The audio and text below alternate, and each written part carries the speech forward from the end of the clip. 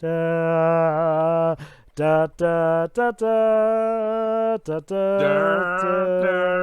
da. Oh, hi, Valentina. So, ladies and gentlemen, first off, I'd like to apologize for us never getting around to doing a roundtable of Endgame.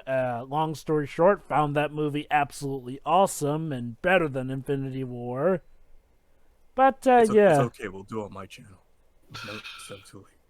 stuff happens. Anyway, though, I mention that because we're here to look at what clearly is a nice Phase 3. Oh, sorry, I mean, a nice Phase 4 film. The first Phase 4 film, and, yeah, it's Black Widow.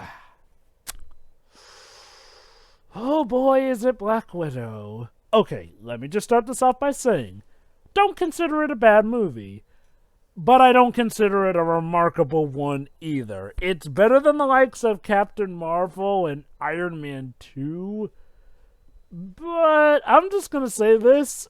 I feel like it's better that we got the likes of Falcon and Winter Soldier and, hell, even to an extent, Loki before getting this as a supposed That start of Phase deserves a 4. talk on its own, Jovah, considering its themes, because, like, again, they clearly are different from the ones of this movie. What? Okay, my point is that, honestly, I feel like this movie would have gotten even more thrashed if it was actually the start of Phase 4. Oh, don't get me wrong. People probably will still come in droves to see it because it's an MCU movie. Which they've and done, whatever. actually. Wait, wasn't it meant to be the first Phase 4 It was. movie Yes. COVID? Okay. It was. Yes, it was supposed to be released like in May of last year, but then it kept getting delayed again and again and again Because until they Disney really wanted decided, that theater money. Yeah. and Disney decided at the end, fuck it, we're gonna bet everything on the summer season of 2021, and just to be sure, we'll also put on the special program for Disney Plus where we don't for stuff like Mulan and The Lost Dragon. And from what I looked up, it's doing really well. Yes, That it is actually not a paid off. That's also the thing. Disney actually had the low expectation because of everything that happened. But as soon as the movie came out, they actually did raise the standards because they were surprised how quickly the movie was actually making money. Let me just say this. I'm not surprised this movie made money for several reasons. One, people had been asking for a Black Widow movie, so of course they were going to, put their money where their mouths were. Also, a lot of people were starving for a new MCU, especially the major consumer fan base. True. That is it. Number 2, yeah, people were starving for it. And number 3, similar to the case with Captain Marvel, of course we're going to come and see an MCU movie, because for all we know, this could somehow end up being very important to the whole continuity or whatnot here and there. I mean, okay, I'll give them credit. At least they didn't pull the old Captain Marvel trick in trying to get people to think that they absolutely needed to see this movie. Though part of that may be what feels like Marvel's reluctance to have made a Black Widow movie. It's actually very self-contained, aside from the premise or the specific time set where it's set in. The only important information that it's giving is literally in the post-credit scene. So even if you excise that, you can literally just watch the movie after Civil War, and you will not lose anything in terms of that. So we should probably move on to sort of the road towards this movie. Yeah, So, okay, so a Black Widow movie is something that a lot of people have been asking for years. So, but when the time this got announced and it's coming out, it did feel like I feel like you struck when the iron was cold, and It that's fell why I into- was pretty indifferent towards it. Especially since you killed her off in Endgame, so it's like, okay, there's no stakes at this point. I was about to Maybe, say, it's a but similar... at that point, the movie instead has to become, not a love letter, but a sort of homage to the character, as even if it's posthumous. I kind of feel like even on that, they kind of dropped the ball on. I'll just say this, it falls into a lot of similar issues with the Han Solo movie. Yes, introduce a movie for the origin of the character that you just killed off, so people have even less of a reason to care for that movie, and giving us the origins to some things that nobody was even really asking for. Well, That said, honestly, more people are asking for Black Widow's origin than yes. aside from That is definitely a difference in that regard. What I meant is that part of the problem is like, well, it did grow a bit harder to care for it the more time went past Natasha's death, unfortunately. Don't get me wrong, people were still clamoring for the movie. Especially because Endgame, as despite, her death and everything, Endgame doesn't really bother to bring her up that much. She didn't even get a proper funeral scene. Tony Stark gets his own funeral and everything, but Natasha doesn't. Wait, hold on, Teo. Hulk threw a bench in her honor. That's nice and everything. But aside from that, even before the MCU, a movie was apparently reportedly in the works since 2004, and if I recall correctly, it was fucking Lionsgate of all people who were wanting to make one. So I really dread to think what it would have been like, especially since it was the time of stuff like Elektra. Now that being said, this movie in particular, the general consensus I've seen with this movie is that whether or not you like it, love it, hate it, or just are apathetic to it, a lot of people have agreed that this movie feels like it was made more out of wrist-twisted obligation than actual passion from the MCU. This is because Kevin Feige had a clear shot to make Black Widow a movie after Ike Perlmutter was finally dealt with, and instead chose to prioritize Captain Marvel, and, well, we already know how that turned out. That one was for different reasons, Jovah, mostly for the fact that, one, Kevin Feige wanted a Captain Marvel movie very, very soon in the start of the MCU. Age of Ultron. But the Perlmutter bitched about all the way, and in the meantime, the comic branch decided to rebrand Carol Danvers in a different way. So when it was the turn of a movie, I get the idea Kevin had basically his hands tied and began to make the character like that. Okay. The ironic thing is that it kind of goes full circle, Teo. The reason the comics were framing Carol to be the new crowning heroine of Marvel was because movie-wise, she was one of the few female superheroes that Marvel had, the rights over, because a lot of the more popular female Marvel superheroes were owned by Fox. Like She-Hulk, for example. So in a way, it all goes full circle. The comics make Carol Danvers out to be this new lead heroine, and don't get me wrong, I was excited for it, but the actual execution was, and then that execution came full circle and came back into the MCU. Ugh. I will tell this, of the new stuff that happened to Carol Danvers, the only thing I genuinely liked was the new costume. That was literally it. I thought you were going to say the time that she died after. No, okay, I'm not. But regardless. I'm not that asshole on that front. I want to still, give her a bit of slack. Oh, trust me, Teo. A lot of people wanted her dead after Civil War II. But let's bring this back to Black Widow. The point was that a movie like this was in the oven for a very long time, and yes, it is an actual objective fact that the movie should have been released earlier, could have been released earlier. There's a bit of striking the iron while it's cold, like that said. However, I do believe these factors are only relevant right now. And because of that, the movie, I have to wager that the movie will actually age better and better as the year will go by. Because taken out of this context, the story of the movie, at worst, it's still pretty serviceable and definitely a love letter to the character as a whole. I'm not quite sure I saw much better than what Captain Marvel would have been. Oh yeah, that I can absolutely agree with. As for seeing it as a love letter to the character, I'm gonna admit I wasn't really feeling it, but we can discuss that more with the actual. Now, what I will say instead, before we start the movie, is the fact that once again, journalists are fucking stupid, because they describe this movie as something like that not only it manages to emancipate females, but makes males scream or something. And I'm like, the movie is good even without this for me. Just shut up, please. basically dead. It's journalists and people trying to make Black Widow out to be this feminist piece or whatnot. But that's the thing. That's the thing, Joe. We're not doing Ghostbusters 2016. No, again. It's we're not. We're not. The point is that journalists are trying to make it seem like it is. The movie does contain themes of emancipation about, rebelling from an abusive figure. There are clearly parallels to stuff like abusive relationships, mind control, and similar stuff. And the fact that the entire goal is to get rid from that and getting their own one's identity back. So it's pretty clear that these films are there. Unlike in stuff, like Captain Marvel, I do believe these films are much better executed. But again, Definitely we can actually get to that point when we get to that point. Wait, before we get into, I just want to say one thing. What? Isn't it funny how 2 movies that came out in a span of a week have a important theme about family? Fast and Furious 9, I guess. Yes. Oh God, that's right. This did come out within a week of Fast and Furious 9. But let's get to the crew behind it. Like, who was the director? I remember that she did Nomadland before this. I'm not sure about the director, but the writer was the same writer behind WandaVision, which I can tell. Shortland.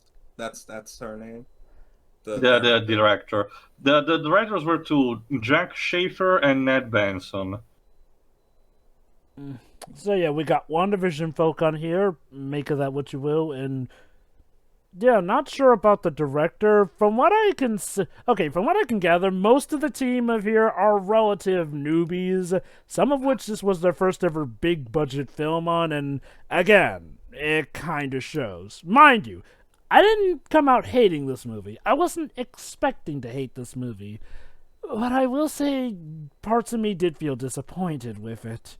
So, without further ado, shall we get to the plot? So, anyway, the plot starts way back in... the mystical year of 1995, when I was born. Right. In too. Cleveland.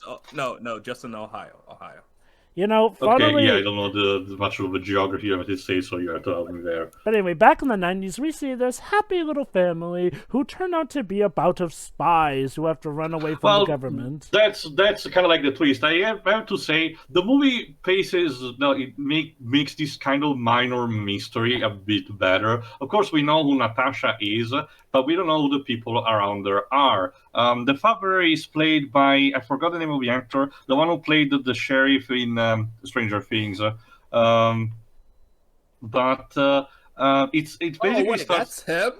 Yeah, I think that's him. Let me see if I can get the name in the meantime. It's funny you bring up the pacing, though. I'll admit, the pacing feels on and off for me. With the whole bit with David Harbour, that's his name. Yeah, David Harbour. That's the thing. Okay, yeah, this thing has to be said right at the beginning. This is not a very fast-paced movie. Due to the things that it treats about, particularly primarily, a spy story and the intrigues that are tied to that. The pace takes its time to say things, uses like a single location for a very long time, for example, and the action scenes are mostly condensed at the halfway and end point. And I won't lie, the first bit with the family, I kind of was just going for the motion, saying, okay, "Oh, look at this happy life that's about to be taken away here." What I will say instead is that I get the idea why we did that, but young Natasha with bubblegum cyan colored hair is kind of weird. I get what they did that because the fans really question what is Natasha's in the MCU's original hair color, so they wanted to still keep the mystery going with this. I totally get that was why they did that. But yeah, she's playing with her little sister, which is blonde. The father that we mentioned, and the mother, who is played by Rachel Weisz, which, again, I have to report, as an actress, she's literally in her 50s, and she still looks hot as fuck. I don't know how she keeps doing that. It's called being rich. Also, we've speculated because she's married to the James Bond's current actor. I forgot the name. Daniel Craig, yeah. But yeah, but the point is that the father arrives and it starts like relatively nice, like a traditional dinner, but before he's clearly preoccupied, and soon enough he tells, well, it's time, we have to go. So we get this like chase sequence, not chase sequence, but it starts like tense, where they have to scramble things together and get to an airport by passing through different places. But at some point, the police start actually chasing them. So we get this initial minor, chase sequence where Rachel Weisz's character is piloting the plane, while instead the father has to actually catch up While shooting onto at the them. police and all Yeah, that. which ends up with him actually being stranded onto the fucking airplane's, wing, and has to shoot there. Oh, by the way, small bit, the father is super strength, as is shown during that Yeah, sequence. it's actually revealed in a more traditional, like, oh, that's just what happens, because like he like flips a car or something, I think. Yeah, it wasn't a car, but I know it was Mhm. something. So anyway, the But- mother gets shot, but not to worry, she has Natasha handle the flying for her, Yep. and they fly to Cuba. Yeah, which at the time, still communist regime and everything, which is at that point revealed that they, at least the father and the mother figure, were spies, undercover. And they're not really her real parents. It was all just an act. Okay. Also, a slight minor nitpick. It doesn't ruin the movie, but Yelena has a My Little Pony toy, but it's Twilight Sparkle, and it's based off the Gen 4 LP. Whoops. Despite the fact that it takes place in 1995. That's kind Whoops. of a bit of an error there, but yeah, okay, I'm also going to get into this. This movie lives and breathes on how much you care about the family drama, because there's a lot of family drama in this movie, and look, I'm just going to say this. This feels like one of those movies where I was constantly calling everything that happened because I've seen this stuff done before. And look, I'm not going to act like cliches are automatically bad, but I feel like this movie did not do enough interesting stuff for me to not just make a game out of calling the cliches here and there. Again, I'm proud that you're not living in like how everybody was in 2012, using TV tropes as everything sucks. like, okay. Let me put it this. I just use TV tropes to get a good laugh and maybe come up with a more easier to think of also, name for tropes. yeah, in there. identifying the tropes, so not necessarily criticizing them, at least But- for me. But the point is that, again, Rachel Weisz's character is still shot, so we have to actually take her away. But there's a bit of a confusion. The soldiers believe they also have to take the children away, but Natasha is very protective of little sister. At some point, grabs a fucking gun, which prompts also the arrival of Ray Winston's character, General Dreykov. Get used to seeing him because that's going to be one of the last times you ever see him in this movie. I am not even kidding. Ray Winston is barely used in this movie. He But, talks. he's in it, but at the same time, they use him sparingly because he's like. He's supposed to be kind of like the Blofeld equivalent of a James Bond movie. I was He gonna say is, Dr. Claw, but sure. I'm just gonna say this. He is the villain of this movie, and unfortunately, he's not one of the stronger ones for me. But, I get the what they point tried is to that- do with him, but we'll get more to that I later. think it's because he's an old man in the context of the story, so it's like he can't be fighting. He's more tactical. I'd The rather man have behind the that, shadows. Jovah, than whatever the fuck they did with Aldrich Killian in Iron Man 3. Thank you. But The point is, We'll get into that later. yeah, we there's already still, commented on that. well, no, there still is the other villain to cover, but we'll get to that But later. hold on, Draco talks a bit with David Harbour's character, and David Harbour's character talks a bit about wanting to get back into the game. So you wonder what that's all about, which is also going to be revealed later. But David Harbour's character believes he can actually calm down Natasha and her little sister. So he actually promised them that everything is going to be fine. We will see each other again. Promptly before the soldiers, put syringes in their neck and basically off. Basically, make them dizzy, make them fall asleep because we are sedatives, sedate them. There you go. And then we get a time skip with tiny snippets of them supposedly getting training, and I'll We just say got this. we got already this kind of sequence as told by Natasha in Age of Ultron, talking about their education for the Black Widow But this project, one or is is it more or is it called elaborated on. the Red Room? Again, to be honest, I do not have much experience with this particular part of the comics. I only know the basic stuff, so like the origins of Natasha. But yeah, it's all about their education. The point is that, as the movie also will remark, Natasha's education to become one of the Black Widows was different from the others.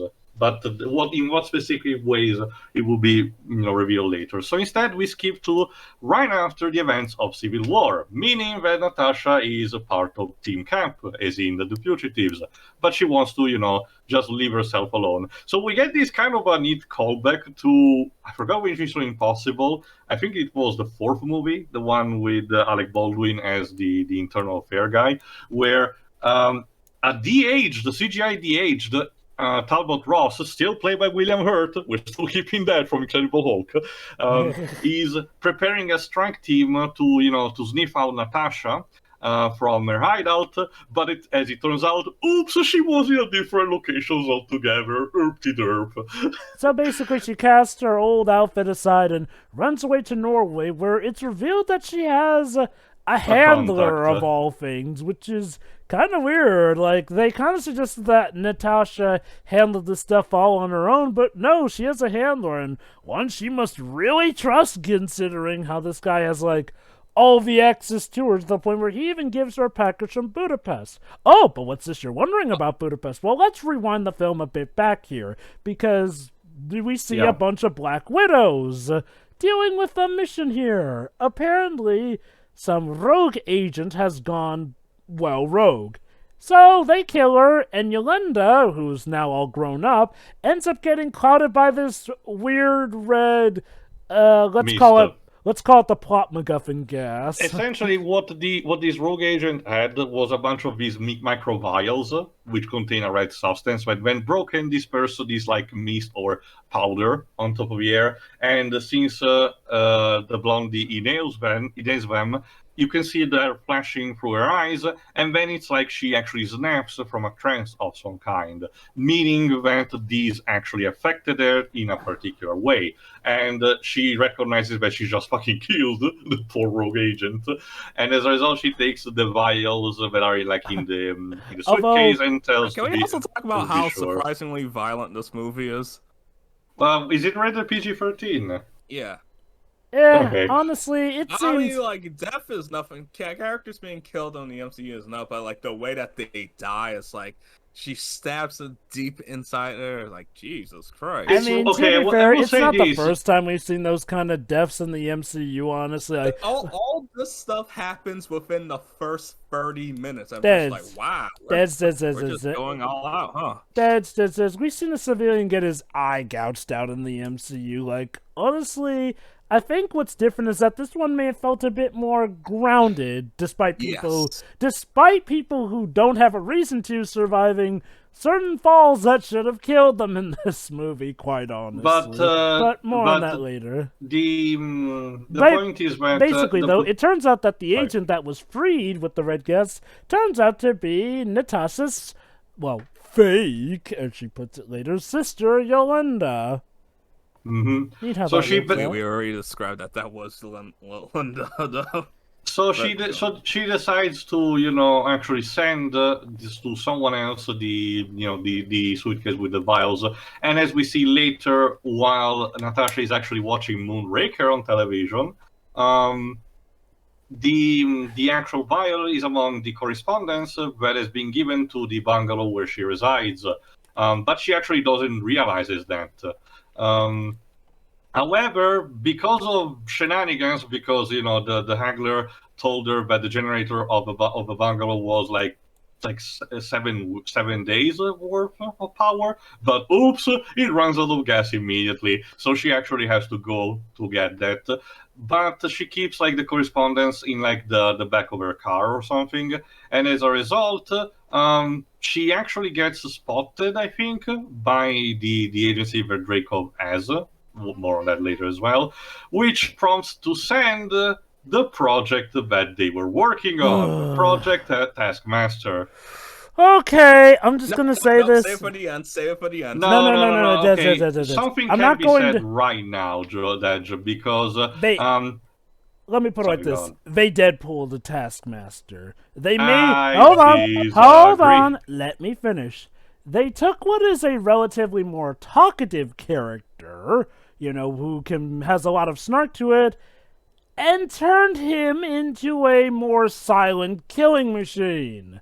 That is pretty much what they did with Deadpool and X-Men Origins Wolverine. Look, I'm not going to say that it's as bad as that, but you can't deny it's the same thing. Taskmaster is known as a more talkative one, whether he's being a masterful villain or a more snarky one, but here he's just silent and deadly. He's and a Terminator. But yeah, let me there let are me better say- characters tell- to do that with. Let me tell for the audience who doesn't know. The comics, the character is a normal human being called Tony Masters, who has the innate ability of having what is called photographic reflexes. What is that? You can watch someone perform an action or having a combat style and immediately learn that, like just by seeing that alone, replicate it 100% successfully. Okay, so And- for the audience, have you seen Heroes? Remember that girl in season 2 that had the ability to do the 619 after seeing it on TV? Yeah, That's it's basically that. the same thing. And as a result, he uses that ability to copy the moves of mostly Captain America, the Black Knight, Black Widow, Hawkeye, and a Panther. couple of others. Now I'm talking about Iron just the comics. For the purpose of this movie alone, the process is similar. This Taskmaster is made to view, footage from the Avengers amongst the, their heroic deeds, I guess, plus some events of Civil War, which includes T'Challa's appearance, And Spider-Man and, as well. and actually copy the abilities of that, as a result. So we get the first major confrontation when Taskmaster ambushes Natasha on top of a bridge by blowing their fucking car and basically on practically curb stomping her. She still puts up a fight, but it's pretty clear that she is not prepared for it. So as a result, she just jumps into the river that was down below. And thankfully, as Taskmaster discovers, late, only immediately after, she took the vials with herself because she did notice them in the middle of the fight. And she and noticed that she- that's what Taskmaster was Yeah, after. and she did realize that Taskmaster was not after her, but after something else. So she made 2 + 2. Go on, Jovah. Go So ahead. basically, after that, she makes her way to Budapest because it turns out that included in the vials was a photo that she left with Right, Yolanda when I they were forgot about that. separated.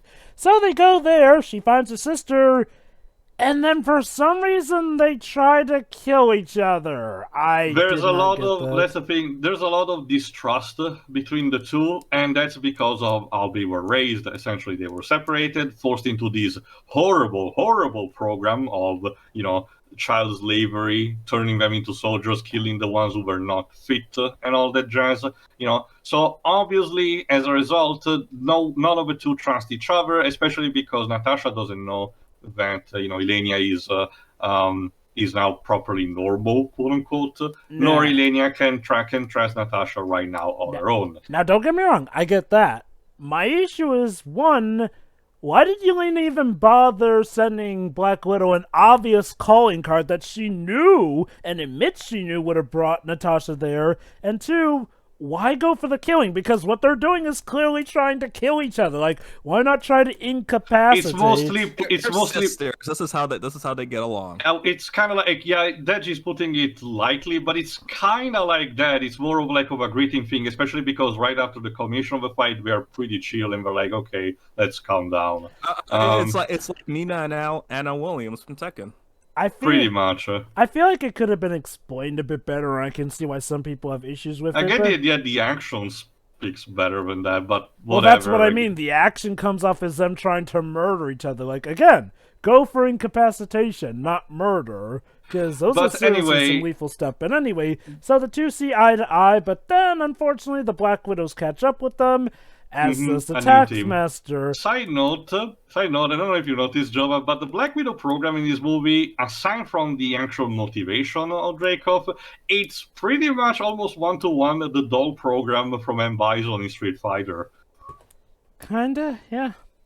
Pretty much, we have these different in these leather jumpsuits that are essentially kind of like as Eileen explains, are under mind control. The program event Natasha was subjected to was instead just psychological. However, the new generation of Black Widows was instead injected with something that acted as a mind control device, meaning that they cannot break easily and they're kind of like automatons as a result. Again, kind of like the doll program from Shadaloo.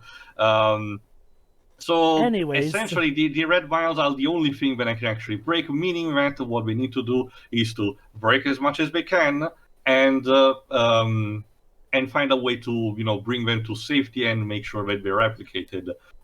But for the time being, we just need to escape the actual attack. Which this chase sequence that includes also like them trashing down like a chimney of a factory that was They literally have to escape an armored tank vehicle that Taskmaster that too. is piloting. Yeah, we also get a chase scene on car, which is similar to the ones in the Ant-Man movies. Oh, one thing to also remember though, it's established that apparently Dreykov can remotely control the Widows to even kill themselves. Like here's this weird. That's horrible and disturbing. And that's the point. Yes. That being said, the scene the scene preceding it is a bit weird. Because Natasha, who has gone on about how she's this lone, cold, rugged wolf, immediately tries to save the woman that tried to kill her when the Widow jumps up after them. And I'm like, that's because she has new information about it, Jovah, the ones that Elena told her. Well, to be fair, Elena hadn't exactly told her everything to that extent, and it's like, what did you think was going to happen? Because obviously she stabs her. Remember also, she was skeptical also on some stuff, and right after that happens, that's the final thing that convinces her, and Elena even told her, like, are you convinced now, or something? I think the weird thing about Natasha's character in this movie is, like, it feels like they are trying to pull at two different ends here. Like, don't get me wrong, I get that Natasha has definitely learned to care more about people, but at other points it feels like they are, at times, just throwing her characterization out the window for the sake of, well, oh, look, more happier moments here and there. It's not perfect, mind you, and it does have its issues, but I can see what they're trying to go at with. But I think the best way to describe this is like, well, it feels like the movie knows that this is pretty much Natasha's last big hit. So obviously we wanted to end on a bit of a high note. Unfortunately, it does make it feel like she forgets a bit of her characterization in both Infinity War and Endgame, unfortunately, as a result. Well, that's place before Infinity War and Endgame. Well, no. I know what Deji's talking about. Sorry, I know what Jovah is talking about as well, but I will answer it only later because it requires an extra context. Now we get actually a moment of bonding between the two, where they actually calm the fuck down and are like eating something as a drive-in through. And I'll admit, some of the exchanges were kind of funny, with Yolanda poking fun at Natasha's poses and whatnot. The superhero landing thing, yeah. Oh, and also the this three-pointer. And also this vest, which has, and I quote, a lot of pockets. But so basically at this point, this is where Natasha decides she wants to that's the thing. One dialogue that she told to Irina before was the fact that she was absolutely sure she had destroyed the Red Room with Dreykov in it, but evidence suggests that this is not the case anymore. So this is now basically her resolve. Find again the Red Room, free everyone, and kill Dreykov once and for all. We talked about what she did to Dreykov's daughter. I was about to that. Yeah, see, it turns out... Amongst that, she tells that she was along with Clint, Hawkeye. We don't get to see him. We only get a voice cameo for like 1 or 2 lines, so don't expect much out of him. But the point is that we actually did track down Dreykov, and just to be sure, they bombed an entire skyscraper which he was inside. Well, apparently that didn't work, because it turns out Dreykov's alive, and hell, you wouldn't even be able to tell he was caught in an explosion. There's not a scratch on the dude afterwards. But the thing is that among the building, as Natasha did see, was also Dreykov's daughter, a little girl back then. And Natasha was actually hesitant to do that, so she had to consider to prioritize either the mission or not, or saving the life of a little girl, which she also had. She was the one that they used to actually stake out, the location of Dreykov. So in the end, she actually chooses the mission, and she has this guilt from this little girl that she thinks she has killed. So yes, it turns out Dreykov's.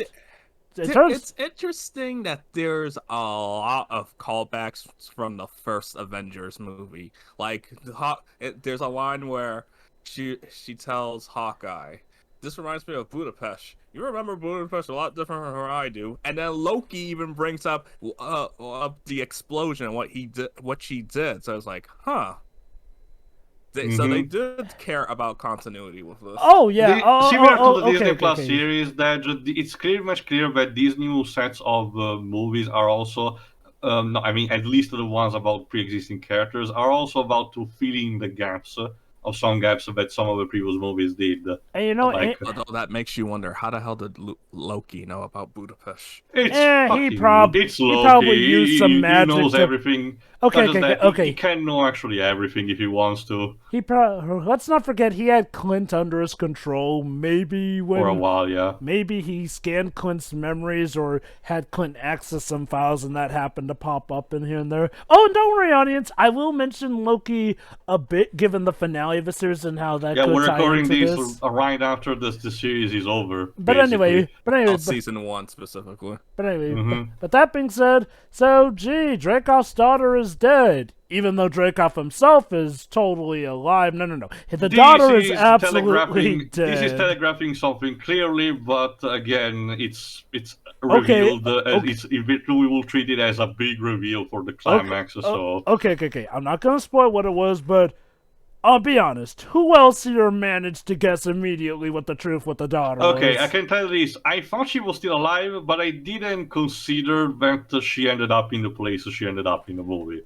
I did call the twist, but this is partially because I called part of the twist when we saw the first trailer for this movie. Okay, I actually did not see much of the trailers, so that was which also reminds me of another thing for the audience. Since, I'm not American and everything, and I actually did see this thing in theaters, I actually saw only the Italian dub so far, so I cannot actually comment on the acting performance of the characters. Oh, the acting was all fine, honestly. Like, I may have issues with this movie, but it was overall, no, the acting was on point. The point is that now Ilenia and Natasha have to find a way to get inside the Red Room, but we need to find it in first place.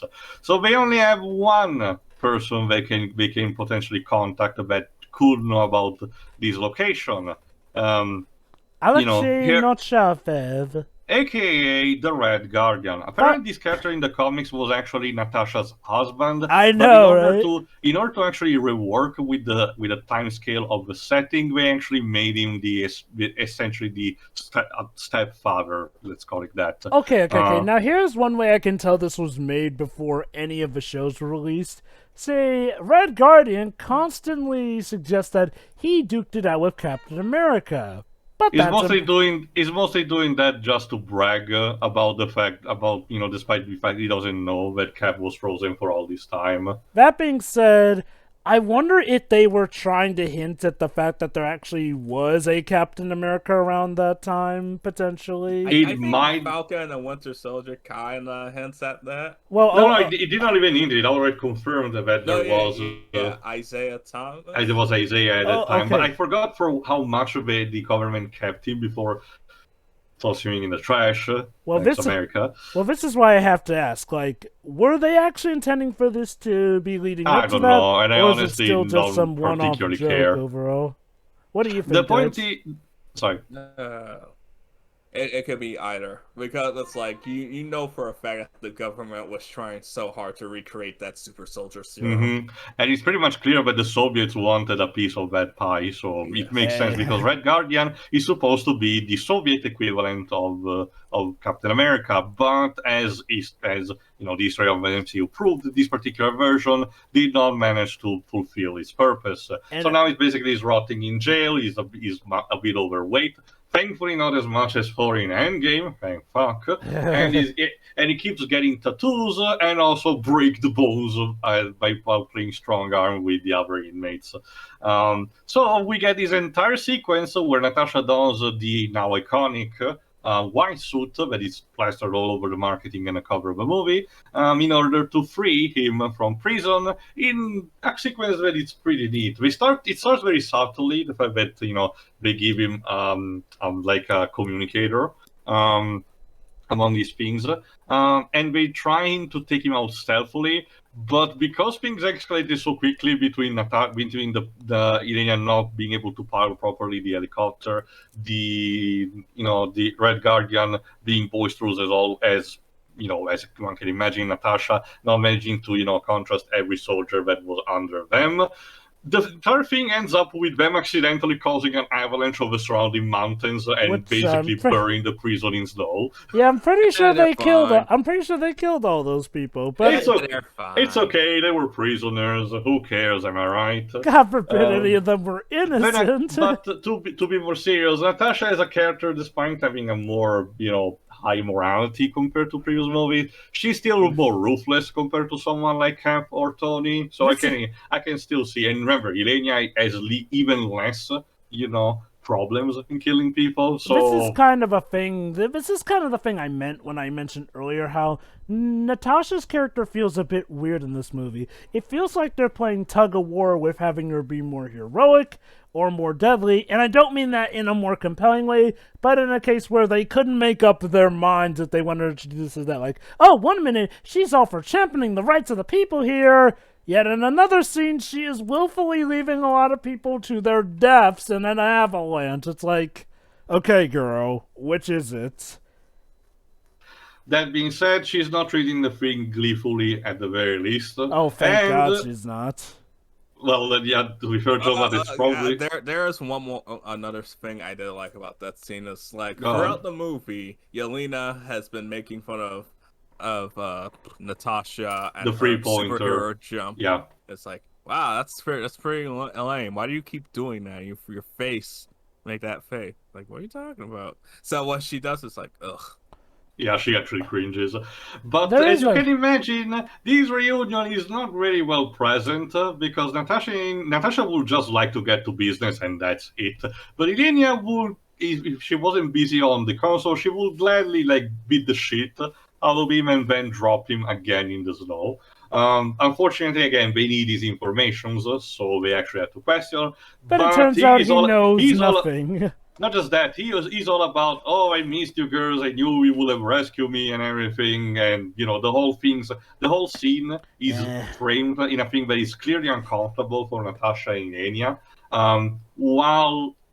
But at the same time, it's not like Red Guardian is mean-spirited or anything. He genuinely believes in what he says, and he's not even treated for a comedic way, even though, keep in mind, Red Guardian is, for a lot of things, the comic relief of the movie. He's basically, his entire story arc, as it will become more apparent later, is a slightly more comedic take on Mr. Incredible in the first Incredibles movie.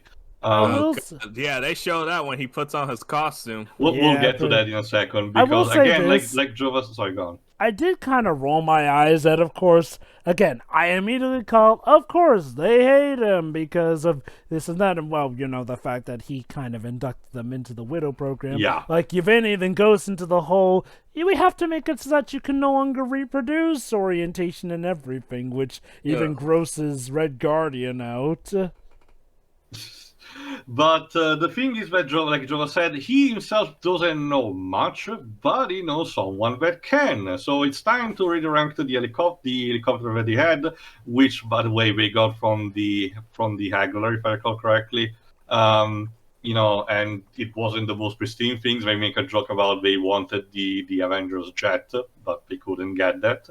And they need to go to a particular farm where Rachel Weisz's character now resides. And again, they clearly put old makeup on her face because, again, despite being in her 50s, she still looks hot. How? Okay. How is she doing that? I'm down, Teo. I'm sorry, I'm gonna see you so hard, Edge. Amazing, isn't it? Teo's into MILFs, we know that. Well, To each their own, but that's not the point. The point is that Rachel Weisz's character, is as being basically the scientist of a program of Dreykov, and she demonstrates that first before even the other guys arrived, and then later on for our scene, but the fact that her farm consists of piggies, very cute pigs. I guess the movie really framed them to be basically like it's a babe movie. Okay, so and I won't and lie. she's applying the same type of mind control that the Black Widow program have. Again, it's clear to showcase a parallel in how the Black Widow program is treating these people like they're nothing but tools and animals. Okay, so I'll Yes, just say Jovah? this. One complaint I do have is that, well, the thing with Mel here, it's a similar issue of WandaVision. Mel is revealed to do some pretty scummy things, and for a lot of the movie does not show remorse for it. Oh, sure, yeah, she does show some remorse eventually, but essentially, That's Mel gets off pretty easy. And, okay, let me just put it this. There's a scene where Natasha has every right to demean her, call her out for this stuff, and what she says is that she was a coward. And I was like, really, Natasha? You've been ripping into people, but all you have to say for the woman who essentially made living slaves out of women is just that she's a coward. yes, because as Rachel Weisz's character tells her that, overall, it was all about the fact that she wanted to actually rebel against the system, but she couldn't for one reason or another. And Natasha instead tells her that yes, she easily could have, but instead chose to not. So her cowardice is what led to everything else. Now Sure, it's not the only factor, but that's the primary one. But the point is that It's like they're all terrible. Everyone in that yeah, family. let's get to Yeah. this. Again, the entire point is, in order to get to this scene, is the fact that the characters arrive at this farm. So of course, the while Red Guardian is still very jolly about the situation because reunion, happy family, happy times. The other Natasha and Elenia are clearly uncomfortable with the whole thing, For and then we differing get these reasons. and then we get this very extended sequence of them having this kind of reunion on a table, inside the house of Rachel Weisz's character. Again, the pace of the movie in general is not super fast, and it's showcased particularly here because the characters do Yes. spend quite a bit of time here just to talk in order to expose their what they do know and what Natasha and Enya would want to know, and instead how Rachel Weisz's character and Red Guardian want nothing more than to have their own essentially fantasy dream about their own happy family again, when they're clearly just daydreaming about the whole thing. And to the also point about where, Red Guardian sorry. and Mel wanting to jump each other's bones. Look, he's been in prison for 20 years. She's been lonely all this time. Can you blame him? Nah, And nah, as we said, while undercover, they genuinely did believe in what they wanted to do. And again, it's strongly implied they did actually develop romantic feelings for each other. Okay. Even though it's pretty clear Rachel Weisz is the one with the pants in the relationship. Okay. So I'll just say this again. I feel like this movie hinges heavily on how invested you are with the family stuff because I won't lie.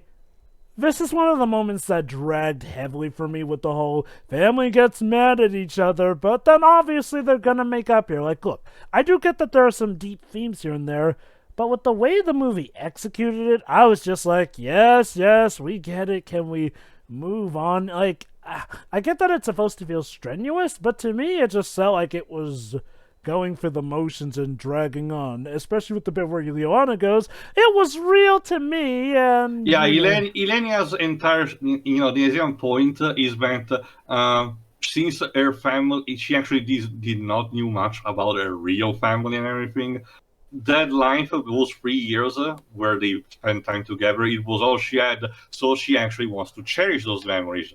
Natasha, however, since she had her own different arcs and everything, and now had a new home with the Avengers, at least for a while, she's all like, well, yeah, but it still wasn't real. So for her, she doesn't actually feel attachment to these people. Right. She doesn't outright hate them, mind you, but she feels indifferent, which connects to the point that Jovah also raised before. One question that one might ask is, if this movie is all about them family and them getting supposedly together, why Natasha was so eager to jump off the cliff in Endgame and let instead Clint live? Yeah. Here's my argument. One, she believed Clint and his own family were more important, considering Clint's family seemed to be a much more nice nucleus, and the fact that instead her family was like this dysfunctional. And two, despite the events of this movie and what will happen later, I still believe that Natasha still is relatively indifferent to these people. Sure, again, she outright doesn't Elena. hate them, but she's not completely attached to them. Like Deji just said, mostly Elenia, but not to the point of saying, I want to prioritize this over the life of Clint and deprive his family from this father figure. I would agree That's- with you. The Wait, problem. let's put it like this: Clint's family is completely innocent. Definitely. And- Her family, like, no. That being said, let's be real. This is connected to a problem that I had in both Infinity War and Endgame in how the Soul Stone just works, which is moronic to say the least. And both Gamora and Natasha's sacrifices were kind of stupid in each separate movie. But I I want needed to drama. Why not? Okay, here's your drama. Just chuck away Red Skull like I suggested and see if it works. but okay. I think my major issue is again how much Black Widow wants you to care about the family stuff. Like again, it doesn't give off the inkling that Natasha's just apathetic to them in the end. No, it gives off the inkling that she legit loves them with how hard the movie goes. And I feel like maybe the movie went harder into the family drama than it needed to, because look, like I said, I feel like a lot of moments like these were just dragging down the pacing, because again, I knew how this was gonna go, and the character drama wasn't interestingly enough to entice me. Maybe it's just me, but I feel like they could have done something better with it. The movie in itself has been divisive a bit. Mueller and his team obviously did not like it for a couple of different reasons. I will mention also one later on.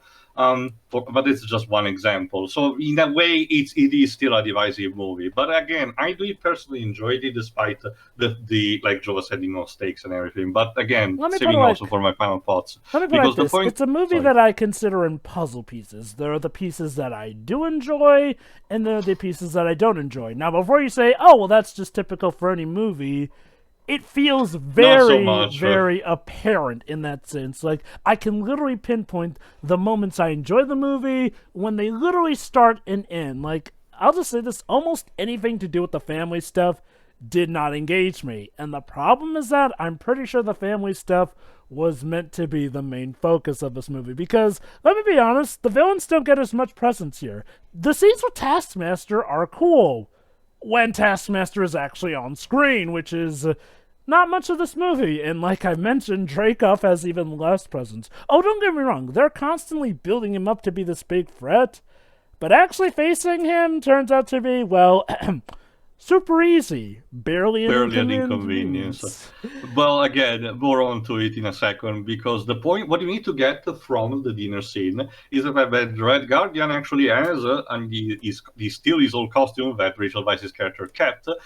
So we get these, like, the Incredibles, like, scene where he's trying to put it, but oops, he's overweight, but he still manages to get it, and it still looks good on him. I have to say, the Soviets did a good job with replicating Captain America's costume. And even there was a scene a bit in the plane where he discusses about the fact how he was thrown in prison because of Dreykov. That's also why he has a agenda against him, and the fact that as he talks about it, Red Guardian sounds like someone who genuinely believed in the ideals of communists, and like a lot of people in the Soviet Union essentially felt betrayed by how the different leaders of the Soviet Union treated their country like shit. Yeah, that bit was actually nice about Red Guardian's character. So I'm just going to say this. For as much as this movie feels like an obligation piece, aside from the obvious character they're bringing back, do you think maybe they might consider bringing back all other key players that survived this movie? Actually, Dej just posted an article that says that both Rachel Weisz's character and Red Guardian will be in the future, according to Kevin Feige. Oh, well, timing there. That's actually good We, because we, Which need to, we have all this red Captain America merch. We need it's to it's sell them. it's not even that. Yes, audience, I know what we just said that by this we're automatically spoiled that these two survive the movie. But again, keep just that in mind for the time being. But again, a spoiler cast for sure. But I also want to keep things in a different pace. So the point is, again, the other thing we need to get from this scene is a more elaborate explanation of how the mind control works. The fact that Rachel Weisz's character, experimented onto this for a long time, and how the fact that these people are treated again like just animals, cattle, and they're like kidnapped from all over the place. Their parents are either murdered or like they pick orphans, for example. So that no one can trace them, and the Red Room base is basically unfoundable. It's apparently it's a bit it's almost like a moving base according to Rachel Weisz's character, which confuses on Natasha, and I was to an extent. And it was like, wait, okay, it changed the location, so it might be a thing like say Jason Bourne or again Mission Impossible, where they literally change the location multiple times. But how can we pull it off, especially when things like Shield were like, by the way, throwaway line, the mind control technology was financed by Hydra. So, yay, the Nazis helped the Soviets, so that's nice. that's kind of rich, honestly, in a way. Honestly, I still wonder what Hydra wants to do with that pin technology that is stored in the first Ant-Man movie and never used since. I wonder if we ever will find out, because if I recall correctly, Maybe at this point, Quantumania? Hydra... I don't know. Hasn't Hydra pretty much been confirmed to actually be, kaput at this point now? Maybe as an organization, but members do still roam around. We'll see. We'll see. But anyway, back to the movie. Like I mentioned, we have this drawn-out long sequence, which culminates in Mel revealing that she betrayed the family to the forces. Yeah, we get the fact that the nucleus separates for a bit. Red Guardian tries to talk to Ilenia, but obviously it's not to no avail because she's clearly distressed and she basically tells him to get the fuck out. But he does manage to convince her by singing a song that she was really fond of when she was a little girl. Again, he would want to do anything to demonstrate that for him it felt real, what the film that he had for 3 years. But in the meantime, Natasha did confronted Rachel Weisz's characters and told her about her cowardice, and everything. The way the scene is paced is that like we cut them to Red Guardian singing the song for Enya before the wall bursts out, and poor Red Guardian is literally, shot with a shitload of sedatives in order to actually, pull him down. Because we get the scene where only one hits him, and he's like, "Oh, is that all you got?" And then he gets like becomes a pink cushion essentially. I'll admit that one was surprisingly funny. I mean, it's a typical joke, but the timing on that worked. Again, despite not knowing the actual acting, the actual physical, delivery of the actor was pretty neat. But yeah, that's pretty much it. They are captured, and Rachel Weisz's character goes with them. So essentially, we found out that the Red Room is instead a flying, vertical, base, floating around in air and surrounded by clowns, kinda like the secret base in Moonraker. See, that's our incorporation right there. Not just that. I was just thinking of an Eggman base, but okay. I swear this does remind me also of an Iron Man story of some kind, but I cannot remember which specific one. It's funny, the first thing I thought was, if S.H.I.E.L.D. are technically around, but people are kind of none the wiser at this point. Yeah, apparently Draco managed to make these things literally untraceable with the clouds and everything. So I guess even S.H.I.E.L.D. couldn't, even the modern version of S.H.I.E.L.D. could not find it. Or even then... What is S.H.I.E.L.D. doing nowadays? Okay. I think at this point, S.H.I.E.L.D. were traveling through time on the Agents of S.H.I.E.L.D. series. Mind you, no. That's not canon anymore, apparently. Oh, man. It's an alternate universe. Wait. AU. Wait. So they the seriously... ending of Loki, Jovah. Wait, that... Oh. Okay, let's point it right now. Due to stuff that happens in Loki, the multiverse is actually a thing now in the MCU. Thank Finally. fuck. Which also means that essentially everything that Kevin Feige and Marvel Studios decide it's not fitting too much, we're just relegating to an alternate universe. Like, say, the Netflix series with Daredevil and stuff, alternate universe. The Inhumans, definitely alternate Oh, universe. yeah. Wait. And there's a reason. And there's a reason why we haven't seen the Spider-Man trailer yet. Cloak and Dagger, alternate universe, and sadly, Agents of Shield 2, which means and Runaways. Remember Runaways? Okay. What a waste. Okay. Which also means that stuff like Ghost Rider, Sif's presence in Agents of Shield, and Major Talbot, who becomes Graviton, are technically non-canon anymore. But Sif was in that series. She did more in that series than she did in any of the movies. What the hell? Sorry, Jovah. Okay, so the behind-the-scenes stuff is because, who's the CEO of Marvel? What's his name? Right now, Kevin Feige, I think. Right now, he's the major coordinator. Perlmutter or whatever. No, okay. I guess editor-in-chief at this point, Joe Quesada. Oh, God, he's still editor-in-chief? This is when, Marvel was having issues with Perlmutter.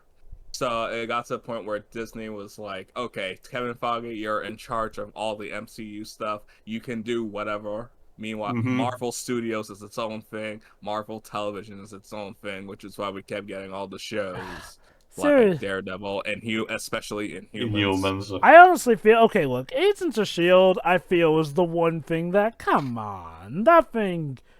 So did the Loki series actually confirm that Agents of S.H.I.E.L.D. is a separate continuity? No, those were actually... essentially, in interviews later, they essentially put a hatchet and said that everything before the Disney Plus series, it's technically not canon to the MCU proper, meaning alternate universe. I actually don't know if this includes the Agent Carter series or not, because that one is actually more tight to the movies. And it is on Disney Plus as well. Even the others. The reason why it's canon is because the Russos worked on it. Well, from what I've seen, Agents of S.H.I.E.L.D. is not on Disney Plus, last I checked. I actually don't know. I think it's on Netflix. But again, we're just digressing. Regardless. So back to where we left off, though. So essentially, Natasha and Red Guardian are put into these clear plexiglass cells, which are indestructible even for someone with super strength like Red Guardian, because it keeps bashing the fucking thing. And while Elenia instead needs to be experimented on because Dreykov wants to find a way to reinstate the brain control and bypass the red vials, which, by the way, they're still carrying. The characters are still carrying. While Rachel Weisz's character, goes along with him, into his office, which also includes Taskmaster, who's just standing by just to be sure, So we get to actually have the main villain, Dreykov, talk.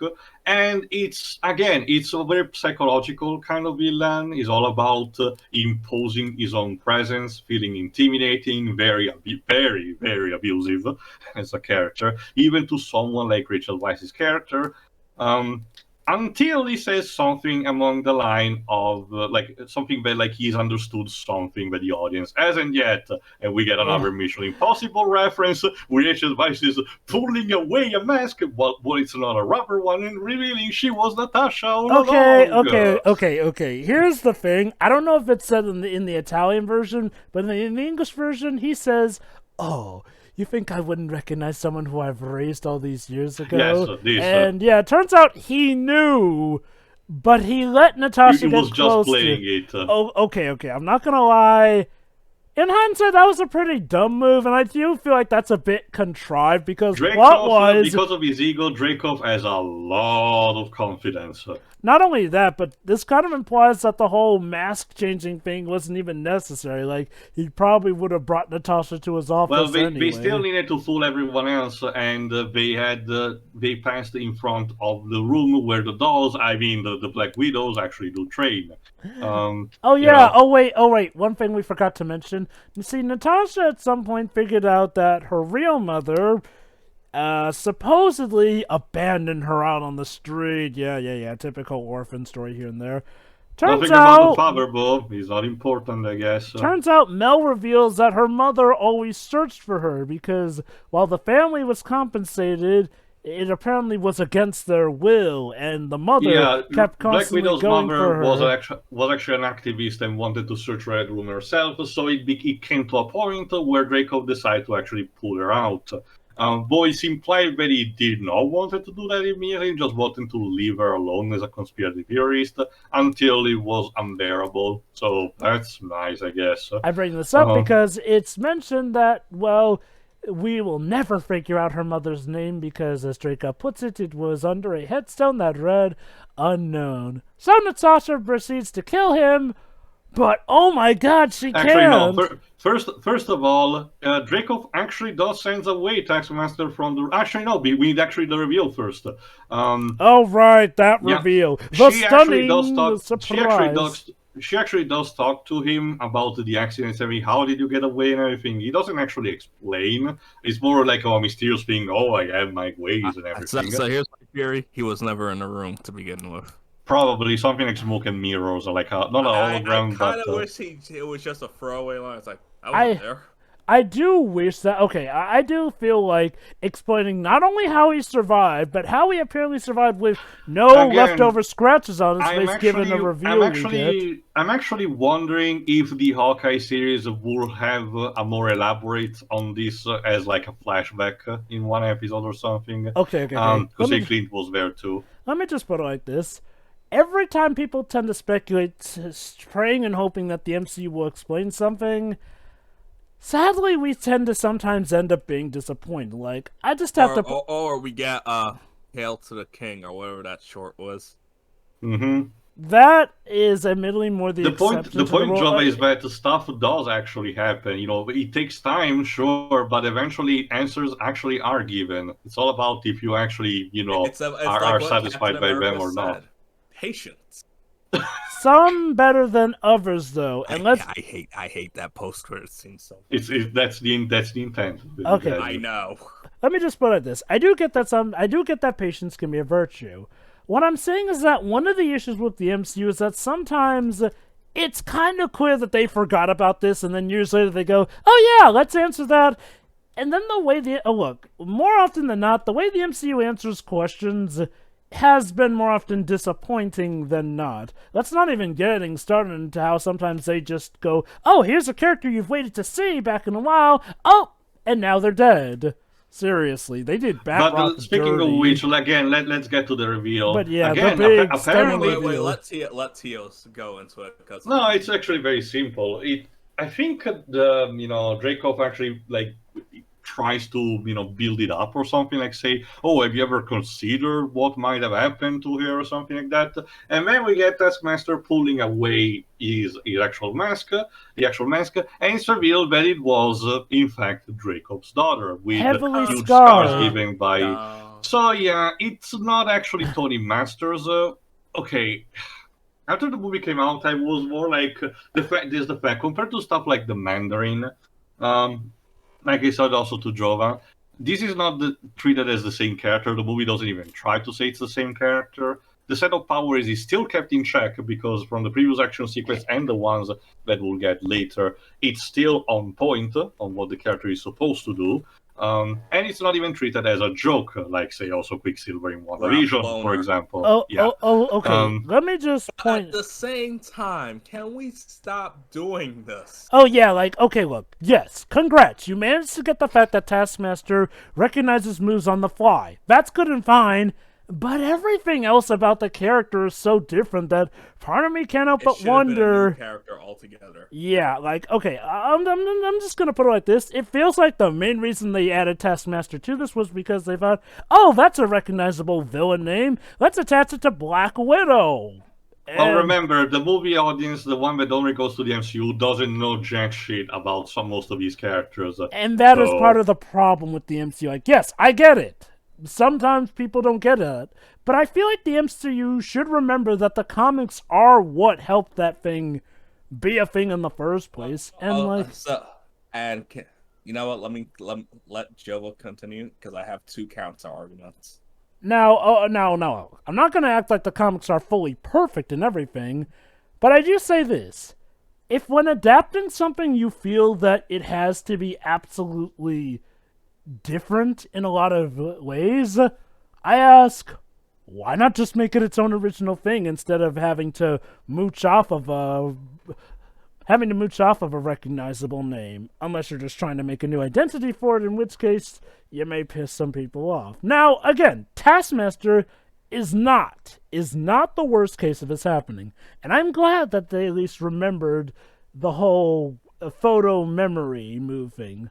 Unfortunately, that was more so a bout of relief because, again, the MCU has screwed up immensely before with their villains. Like, let me put it like this. This is like a bout of, it could have been way worse given past history.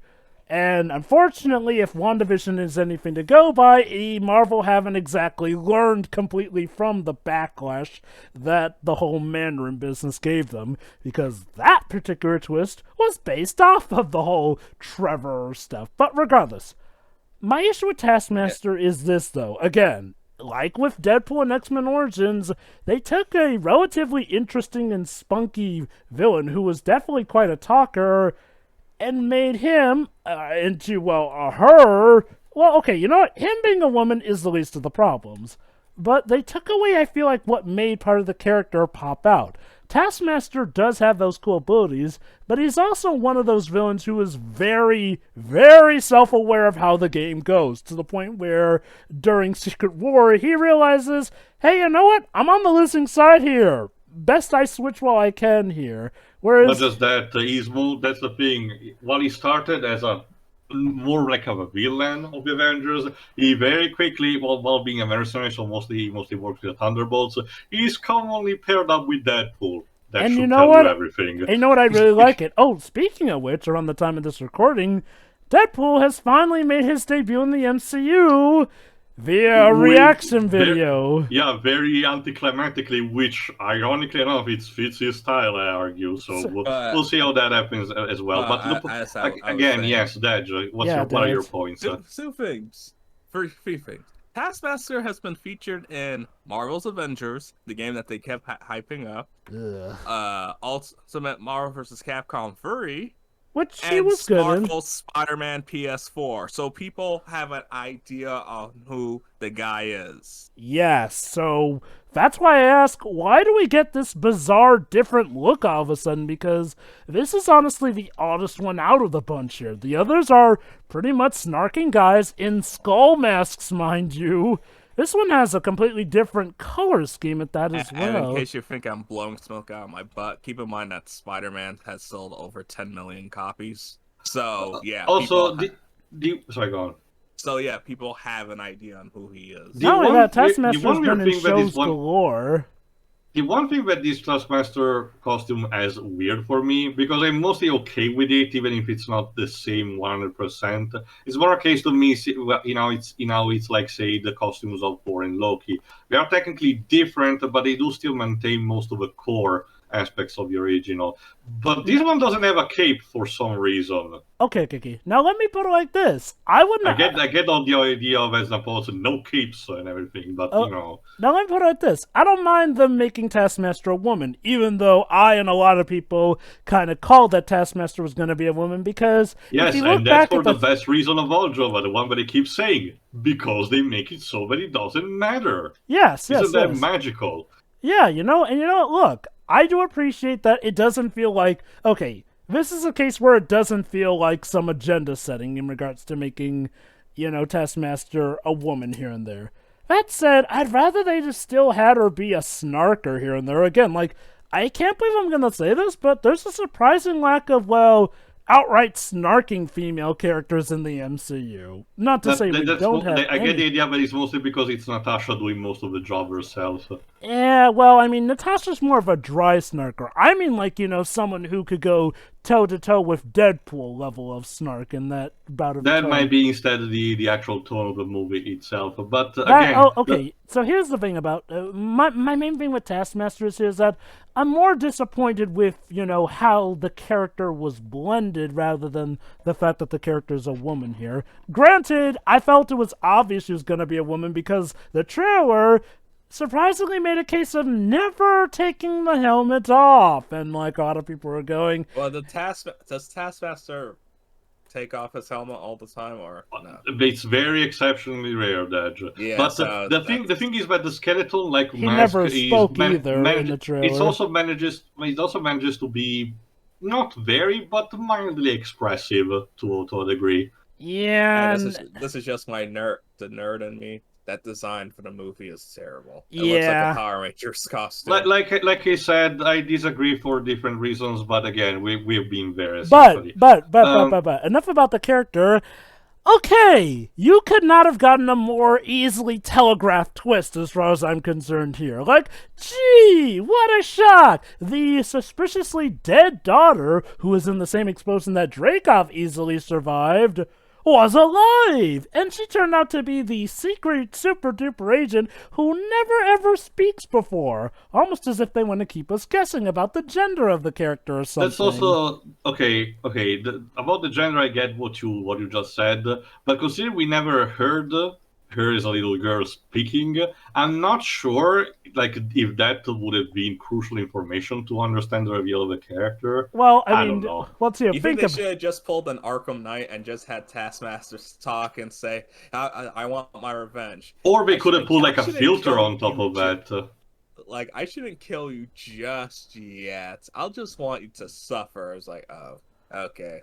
Like, just to make it more obvious on who it is. I do feel like they should have played with that more so, because again, I'm not really a fan of trying to make Taskmaster the super serious villain all of a sudden. Oh, sorry, tragic character. It doesn't help that during casting, we didn't know who was playing Taskmaster. Well, so obviously they wanted to, yeah, and again, it was kind of one of the worst kept secrets. Like, again, people were pretty much able to guess on the trailer alone that Taskmaster would probably be played by a woman. So the minute the whole dead daughter thing comes up in the movie, 98% of people pretty much guessed who Taskmaster was going to be. Like I said before, I really guessed, I did guess that she was still alive, but I did not guess the fact that she was Taskmaster. I thought that she was still incorporated in the doll program, just like in a more higher position, like she will still be someone that Natasha had to confront, but in a normal way, instead of, being actually Taskmaster. Remind me, Dej, were you able to guess that she would be Taskmaster? I was so out of it, I didn't care. Why was that? Until the reveal, I was like, oh god. Let me guess. Alright, stop doing the twist, Marvel, but go on. Yeah. But that's the entire point is just this reveal. But then, like, almost immediately after, Dreykov actually sends Taskmaster away because Rachel Weisz's character, in the meantime, has revealed that she was Natasha, manages to get out of the prison, and contacts Ilenia, manages to make her break free. So with the idea that Ilenia will have to spread the red mist on top of the other, Black Widows, to free them, while Rachel Weisz's character will infiltrate the controls and of the airship and actually essentially make it land, so that eventually the forces of Talbot Ross will be able to actually get to it, which had been contacted previously. Because again, this was all basically a ruse of. Actually, it's Everett Ross. Oh, sorry, my bad. Which is again the movie pulls out this kind of like reveal that the conversation between Natasha and Rachel Weisz's character actually went on, so that they actually did study this plan. But yeah, they pulled a Mission Impossible on us. Yeah, like I mentioned with the mask. But anyway, Dreykov sends away Taskmaster in order to deal with the others because he deems them more important for her attention. So Natasha is like, dude, you just sent away the one thing that could defend you. Why are you doing this? And she tries to kill him, even goes her into doing that. But she can't. She stops like midair about doing that. Because... Why? Pheromones. Apparently, Dreykov is now Purple Man from Jessica Jones. Jessica Jones. Okay. A lot of people pointed this out. There are so many easy ways to get around this. Apparently, if you smell the guy, you can't kill him.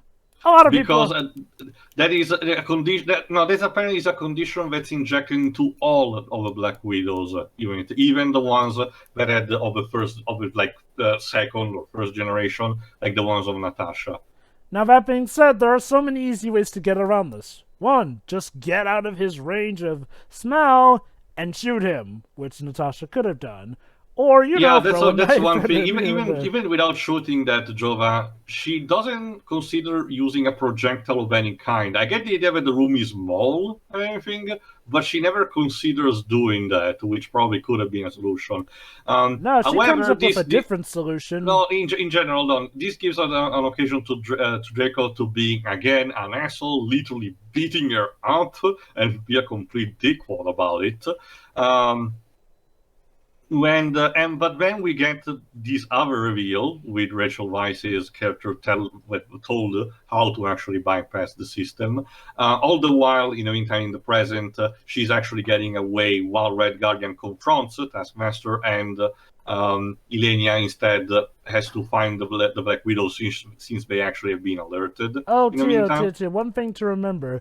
Dreykov makes a big deal about how big the Widow program is, how he yes, controls the entire world. in the entire world. The only thing that he couldn't control was the Avengers, and by brainwashing Natasha, he would be finally able to do that. Problem, Dreykov. Natasha technically isn't an Avenger, which even it's not even that, Jovah. Are you telling me that he manages to do that without other organizations like the Society of the Ten Rings, not recognizing infiltrators? This is a small nitpick, but go on. In a world where Doctor Strange and magic exist, I feel like any supervillain that has a plan like this, it will backfire hard. Especially with Wakanda, it's like, yeah, good luck with it. Oh, okay, here's my take on the situation. This feels magnificently, incredibly huge and large, and completely unbelievable that no one else knows about this. Here's my take on the situation. They wanted to make Natasha's final movie feel like something, so they bigged up the stakes of this to suggest that all this is going on, when in reality it could be easily dismantled. It's sort of like, Phase 1 in the sense where each hero got their own separate challenges here and there. Okay, the sad thing for Natasha is that, well, this is in Phase 4. And hell, if this had been put in Phase 3, even with the Avengers broken up, there are still way too many factions for Dreykov to be getting away with this stuff and having supposedly this much control here and there. If this were, say, a Phase 1 movie, totally would have been fine with this, because this was before a lot of that stuff. It's just the problem with the grander universe at scale, so it's just like, yeah. It's like a complaint that people have with Iron Man 3, where the President of the United States gets kidnapped. It's like, where's S.H.I.E.L.D.? Where's the Avengers? Hold on. Okay. Here's also the thing, though. We have to remember the timing of the movie in universe. This is right after the events of Civil War, meaning that S.H.I.E.L.D. is not anymore a thing. The Avengers are not anymore a thing, and the world has a general state of panic and not understanding of superheroes. So it might be a good occasion for Draco to strike and to actually reveal his end. Yes. It would have. The problem is that Dreykov suggests that he's been doing this all this time, which means that he's been getting away with this. That's because he's doing that again, supposedly in pure secrecy, meaning that no one has been able to at least find a consistent trace to him.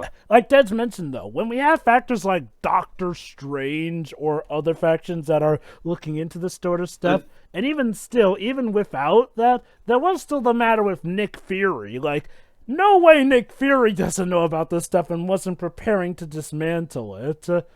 Again, I do feel like it's a bit of a tough sell for the movie, but I get why they did it, to give Natasha that big sense of scale and stake for her own movie. The problem is just that it does sort of bend your suspension of disbelief, I feel. But again, okay, we got another piece of that flashback of how they planned their plan, and Rachel Weisz's character reveals to Natasha that there is a way to actually repel the pheromones in an effective way and for close quarter combat. It's about not briefing. It's just not enough. You literally have to block the nerve that's tied to your actual nose receptors, aka break your actual nose. So she literally slams her face onto the desk in order to break her nose. Like a lot of people have pointed out, Natasha, much easier ways to deal with this. And mind you, it's not like she would kill him because apparently they want to have him get turned over to Ross, which is the reason she called Ross. That's kind of going to become irrelevant later, but we'll get to that. So yeah, essentially she mops the floor with Dreykov and then proceeds to do something with the computer and whatnot, but unfortunately, No. Actually, that happens moment. later.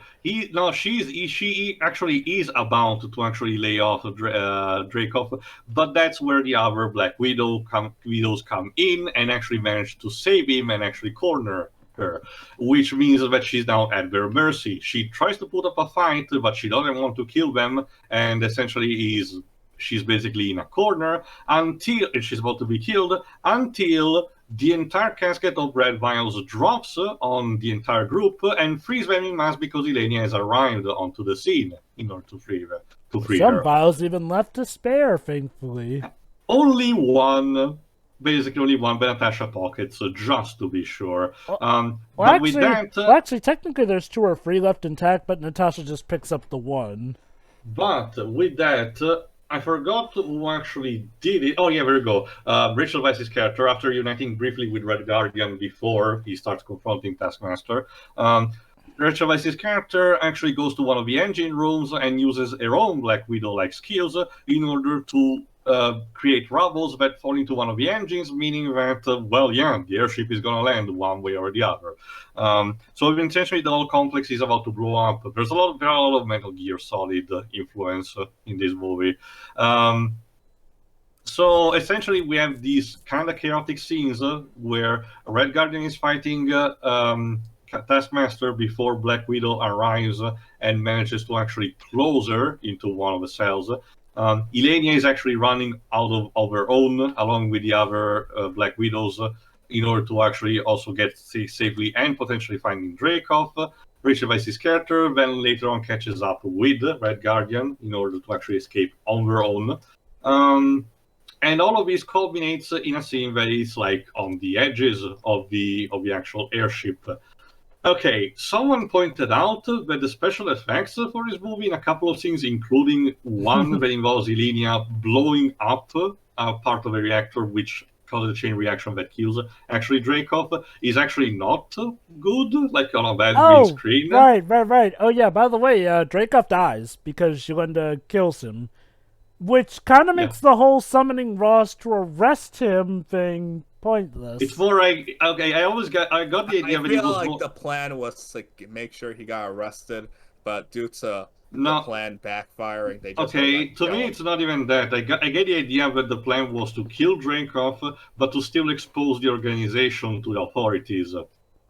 I guess a lot of stuff got destroyed. Although, okay, so can we talk about the climax? Yes, I feel like we're just doing that. Ran out of money on that, and like the effects kind of looked. Yeah, we were just mentioning that. What we were just talking about. Okay. I don't know what specifically has to be like the problem. Like, is it like a green screen, the CGI quality of it? What did you notice, Dedge? It's just like how the explosions felt, like compared to everything else in that movie. With how the action was, this kind of felt like the most CG heavy, and CG isn't bad. I don't mind it, but it felt like the most. Yeah, this isn't. I feel like it's how people were complaining about Spider-Man: Homecoming CGI. I was like, they did. I thought you were gonna mention Black Panther's the CGI. Oh, that too. I knew about Black Panther, but I didn't know about Spider-Man: Homecoming. That too was Black Panther. So things did feel off. So, okay, before we delve deeper, what exactly was Natasha doing? Like, was she downloading those files? Yes, she was actually downloading the location and identity of all the other Black Widows in order to eventually trace them back. Because the important stuff was to keep, the vial, the compound of the vial, in order to replicate it, eventually find all the Black Widows and free them from the mind control. Sure, Dreykov is technically now gone, and he cannot actually order them to kill themselves, but they still are under that kind of mind control, and they need to actually get set free. Guys, we have to wonder, if Dreykov survived the last explosion, who's to say he actually died in this one? We only It saw... was actually a body double. He's too old to survive this. Okay, they can That pull is not something out stop like the other saying it was characters. it was a body double or something. I So get a that. Doombot? Not necessarily a Doombot, but an actual like body double. Like we use the same mask trick or something. Who am I thinking of? Metal Gear Solid 5, Venom Snake, something like Kinda. that. Yes. Kinda like that. But it's just hypothetical. I don't actually believe they're gonna pull off something like that. But the point is that again, Ilenia manages to kill Dreykov via chain reaction, but eventually falls onto her doom. Red Guardian and Rachel Weisz's character manage to get a ship of their own and actually fly away. They consider going back to get the others, but they can't because there's too many debris. Apparently the Widows Natasha also got actually- their own plane off Yes, screen. Natasha actually frees Taskmaster because she believes that she doesn't want to let her die, and actually now having the certainty, or even though she actually is full aware that Taskmaster will keep trying pursuing her as a result, even though she still believes the actual identity of the girl is still in there somehow. So basically, the rest of the climax is the fact that Natasha actually jumps off in pursuit of Ilenia since she's falling down, and Natasha actually does have a parachute that can be used. So she gets her, opens it, and actually gives it to her. That's because Taskmaster is actually jumping in. And there you go. And they actually get tangled, both Natasha and Taskmaster. I forgot exactly what they do. Like they actually land on something, but then gets thrown onto the Buildings. ground. Essentially, something that cushions the fall on both of them, even though it's still rough. Even though none of them actually break their bones. Yeah, yeah, okay, that's the thing throughout this movie. Black Widow doesn't really get many injuries. Like, the worst thing that happens to her is the breaking of her nose. And, again, it's weird because in other movies... She also fixes that anyway. Like, it's weird. In other movies, she definitely got injured more so. And, yes, I get that this movie is more grounded, but it being more grounded draws attention to the fact that people don't really get injured often in this movie, surprisingly, which is weird. It's by no means a deal breaker, but it does sort of go into, I would argue, sometimes lack of stakes here. Like, okay, we know Net's gotta survive this movie, obviously. Unless it turns out that her sister turned out to be a body double of her or something, but no.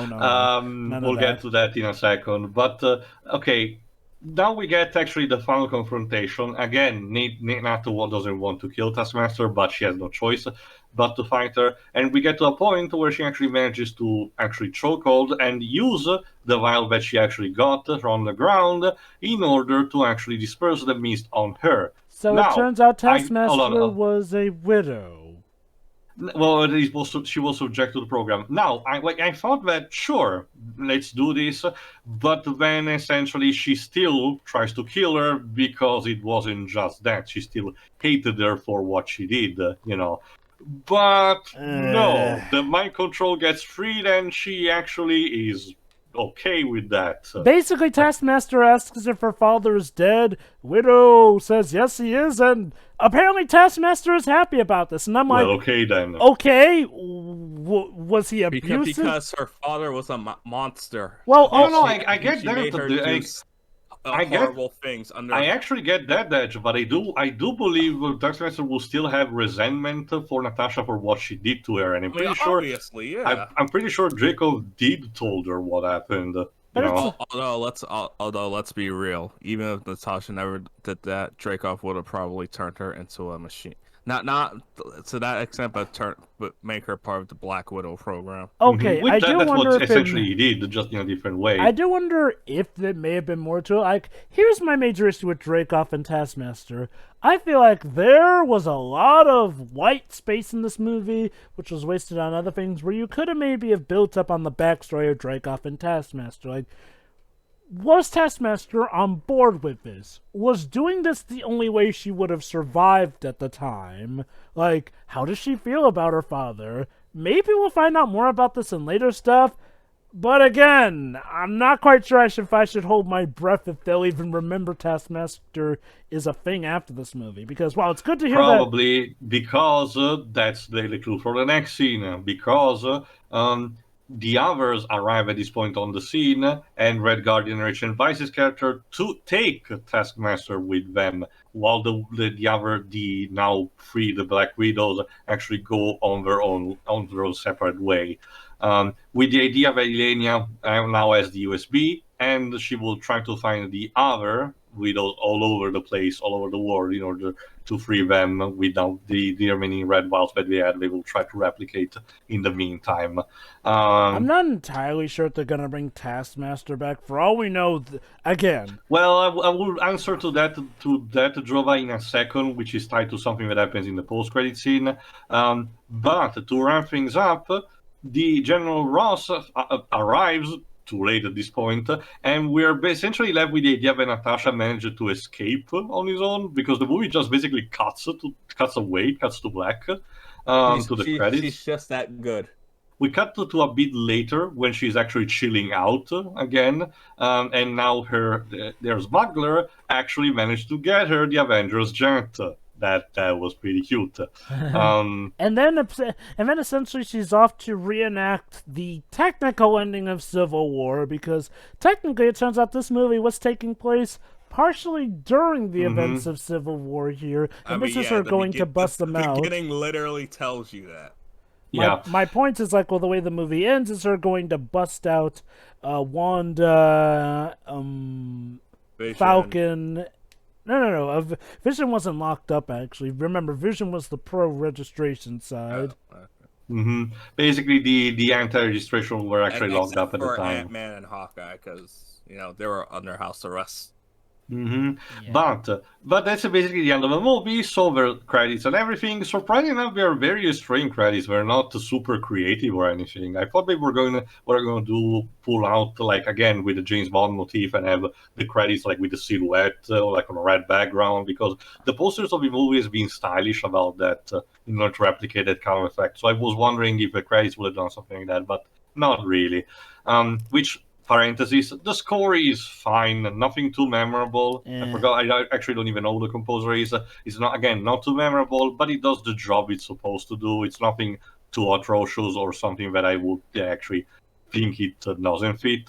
It's just not something that I would remember. The only bout of music I remember was the Avengers theme and Taskmaster's leitmotif. But we have now the post-credit scene, which has us reconnected back to the events after Endgame, and we see that, yes, despite the lack of a body, Natasha actually does have a grave of her own. Thank God. Imagine not watching Endgame, and then you saw this movie, and it's like, wait, Natasha died? Yeah, Okay, so that's unfortunately a thing. It's like, oh, if it weren't for this end credits scene, I would almost advocate just watching this as a Phase 3 movie, except for that goddamn end credits scene. I was about to mention, Elenia is at the graveyard and actually, crying about the death of her sister figure, let's call it that. And it's a very touching scene until someone sneezes very loudly and we see it's the character of Valentina. If you have seen Falcon and Winter Soldiers, this girl has her own agenda and apparently is recruiting people for her own businesses. Okay, so here's the thing. This was supposed to be her debut. Yeah. Weirdly enough, it feels like I'd have been even more confused if this had been her debut. That's because Elenia recognizes her, and the character does not properly gets introduced. They're acting like we're already supposed to know her. When you look at it that way, it's supposed to be like, who's this random girl? What's her deal? And and it's meant to make you interested in her deal. I get that, but I do also believe that it would have been worked out a bit better. Oh yeah. Thankfully that Falcon and the Winter Soldier came out first. Okay. It seems like they're trying to put together something of a dark Avengers, because Valentina suggests that Nat's sister go after the man who supposedly is responsible for her death. Or do you think they reshot the scene? It might actually. I actually do wonder if they actually did. if it was supposed to be slightly different, or we Yes, did like another that, another that's your- different take. I'm Yeah, not- that was like I'm not gonna rule out the possibility, but were there any announced reshoots? Okay, no. like Dash said another time, reshoots happen all the time, and only occasionally companies actually do mention if they're like big enough to be mentioned. But let me also mention this.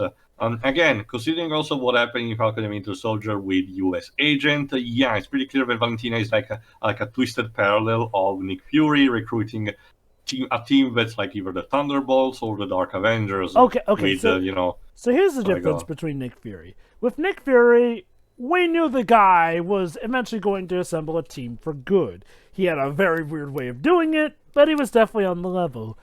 Valentina here is weird. Now, going off of the comics, she's not a bad guy. At worst, she's an anti-hero. Heck, sometimes she's a goddamn hero who's just masquerading as Madam Hydra amongst Hydra, but in reality is doing it for the better of the people here and there. With the MCU's track record, for all I know, she's a mustache-twirling villain, which has kind of been what they're giving the inkling off Agatha. of. Yeah, the Agatha thing, that was disappointing, but I do wonder though, like, who would be this Dark Avengers' main adversary, seeing as how the Avengers are, well, more or less kaput. God, I joked about the Dark Avengers being into the MCU after Far From Home, and I was like, oh But, God, it's finally happening. the whole It's point gonna kill of me. what Jovah was mentioning before, Valentina has now on a special assignment for Irenia. Supposedly, she thinks she knows that the other person who might be responsible for the death of Natasha. And apparently, she's pointing her to Clint, which means that this pretty much will tie into the Hawkeye Disney Hawkeye Plus shit. series. Yeah. Wouldn't it be a When is some that coming out? August, apparently? Either, August Wait, is no, what if. That's what if. Oh, that's what if. Mhm. Oh, I think I think it's either fall or December. That's also because apparently Hawkeye's actor actually had some allegations to take care of. I don't know if he actually did or not. Which reminds me, actually, in that regard, so, given the finale of the Loki series, how much you want to bet we're going to bring Nat back, but as a parallel No. dimension? Fall No, 2021. I get the idea that Ilenia will be the official replacement for her. Yeah, I remember before we went into this movie, Jovah was predicting, what if the twist is Elenia was the one that was in Endgame wearing that mask technology? I was like, oh God, please don't.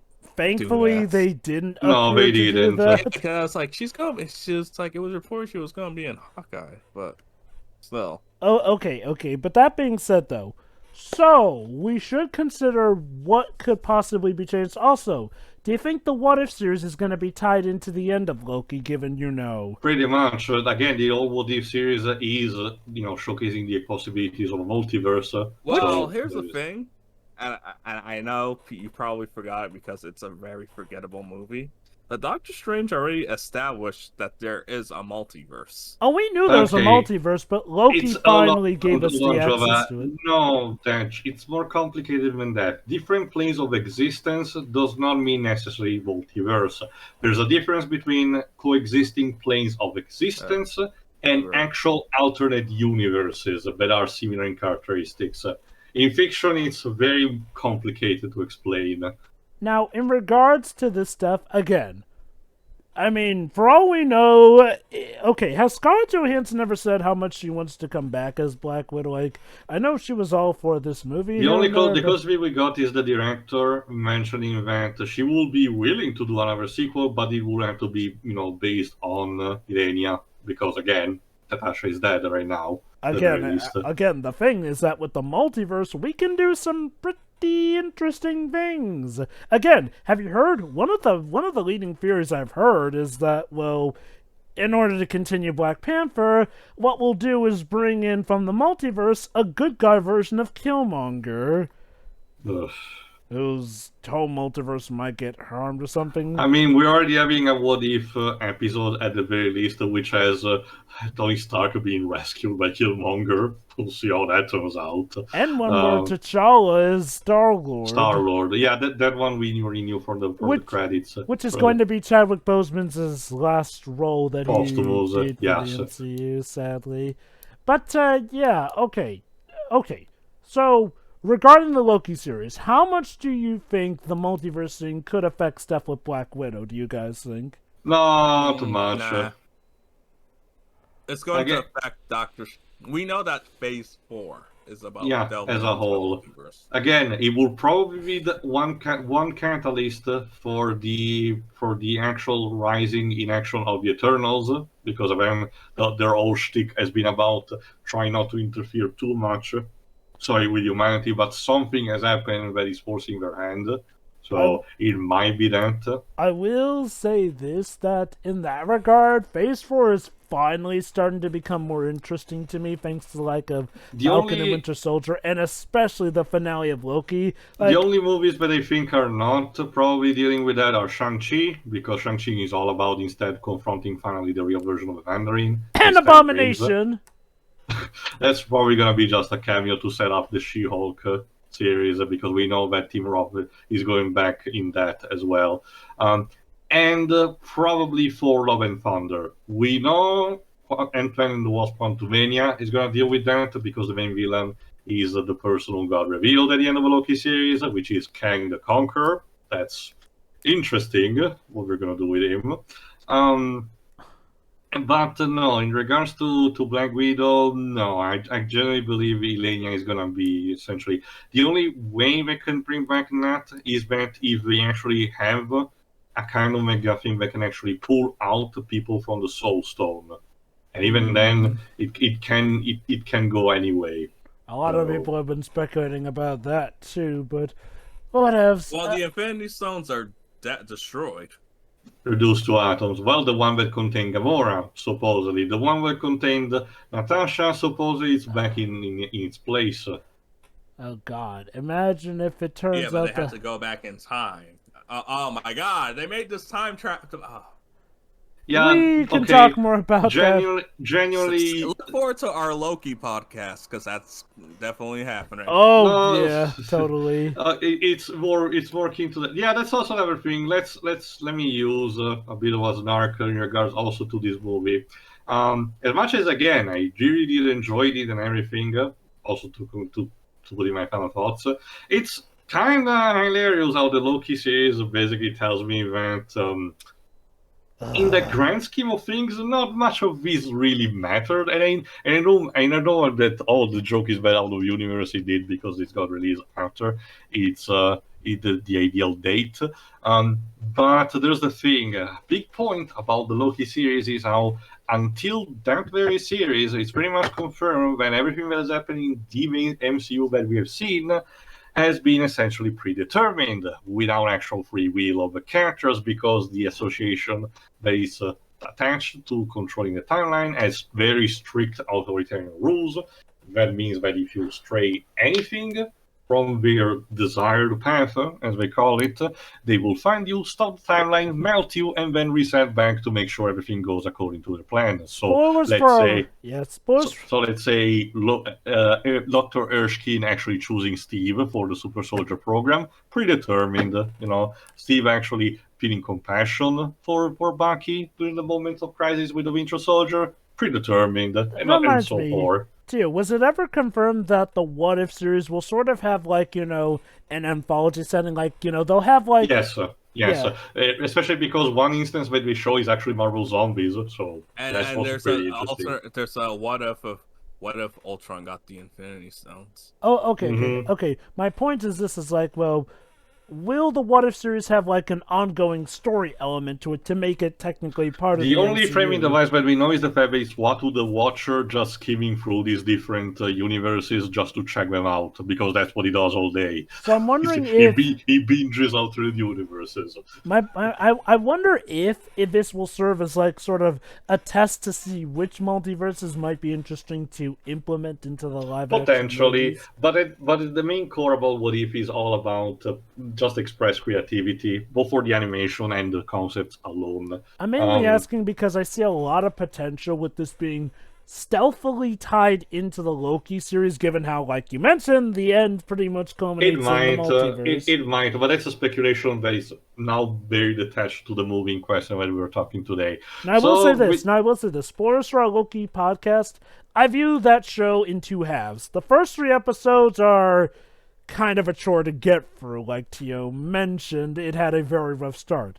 That said, second half things pick up immensely, and while we do unfortunately have the caveat that free will was all a lie, Essentially, it's not even a thing of say, well, it's okay because Loki is unfreed about that. Yes, but it has been a thing until this point. That's the problem. You literally have to be okay with that, and a lot of people actually are not, because and I can understand, because the pathos of the previous movies is put into question to begin with. And sure, you can argue in a lot of cases it was the genuine reaction and reactions of the characters, and it was no need of the TVA to actually intervene. But in a lot of others, as one also is confirmed in the Loki series itself, but I'm not spoiling now, but I want to say for that podcast, there are instances where characters try to actively diverge to improve things of their predicament, and the TVA was okay with that. So a lot of the stuff that we see in the MCU, stuff that could have been potentially improved in universe, not in sense, it could have been written better, but characters in both bad position that could have been better, was actually predetermined. And again, you need to be okay with that. A lot of people actually are with that. Like, for example, one of my friends who actually I discussed this kind of thing, he says, man, it's not a big deal, because if you look at it on a meta perspective, that's what it is. And I get it. It's just that it still feels a bit uncomfortable to me. But again, the problem is that it trivializes a lot of stuff. But regardless, we digressed too much, and again, the movie is over at this point. We talked about the post-credit scene. Let's not create a branching timeline.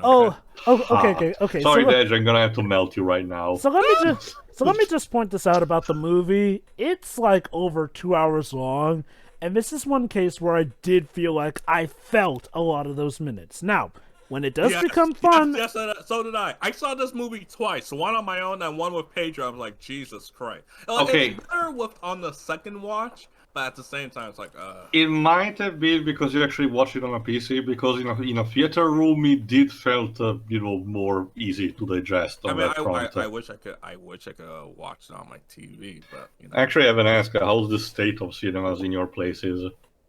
I have not gone to a cinema since My Hero Academia 2 Heroes. No, but right now, can you guys actually go potentially to one if you want? Yeah. I want to go see Fast and Furious 9, but at the same time, I'm still cautious. The caveat is that apparently showtimes are a lot more limited at the point, though. Side note, just to mention, in case anyone else might be curious, my movie experience was okay. There weren't a lot of people in the room. Okay, there was actually a young couple behind me, not too young, but say like in between 20 and 25 each, who, okay, how can I describe it without being polite? Those stereotypes that are given to some MCU fans, which are like super consumers but don't know much about the source materials, but will spend money in everything Marvel related. Yeah, those people. It's like, I actually genuinely thought they were like an overblown stereotype on the internet, but no, these people are actually real. They're scary. Yeah, because like for people who are like, imagine going out to risk your life to go see Black Widow of all things. Yeah, okay, like I said, it's an MCU movie, so okay, I'm just gonna put it like this. Even if this were done when we were deep in pandemic territory, I would not have been surprised if this movie still managed to make buck just off of the fact that it's an MCU movie. But again, that's basically my cinema experience, and in general, despite its flaws and the fact that it was released later than it needs to be, I still really enjoyed the movie as a spy story, as a tribute to the character of Natasha, and generally Black Widow, and I do believe what I said near the start, that with time this movie will probably age for the better, at least when it comes to its themes and its story. As again, I still don't know much about the whole problem with the special effects, and as I mentioned multiple times, I'm one of those people who don't really bother with potentially bad CGI unless it's really bad.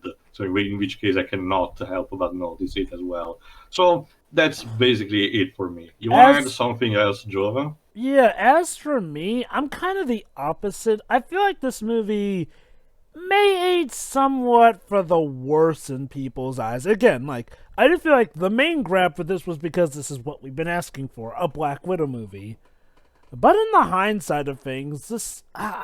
Look, unless you're really, really sold on the family drama, I feel like watching this movie feels more like a chore, or something you do out of obligation, which, yeah, feels more like what the filmmakers felt like of themselves here and there. Like, I'm not gonna act like they actively were against a Black Widow movie, but I always get that feeling like they're dragging their feet on this. Again, not helped by the fact that Kevin Feige clearly was prioritizing Captain Marvel over Black Widow, and I get that he may have had reasons, but as, the captain of the ship, he should know not always to let his own personal bias That's also the get in thing, the way of Jovah. stuff. As it's shown multiple times at this point, it's pretty clear that Kevin Feige, despite having been, again, like you said, the captain of the ship, his control still seems to be pretty limited in some fashions.